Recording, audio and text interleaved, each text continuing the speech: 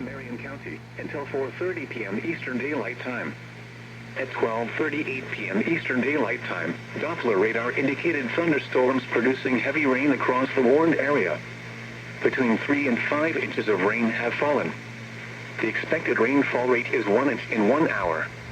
Additional rainfall amounts up to 1 inch are possible in the warned area. Flash flooding is ongoing or expected to begin shortly.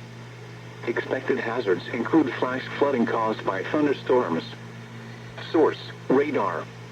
The following impacts are expected: flash flooding of small creeks and streams, urban areas, highways, streets and underpasses, as well as other poor drainage and low-lying areas.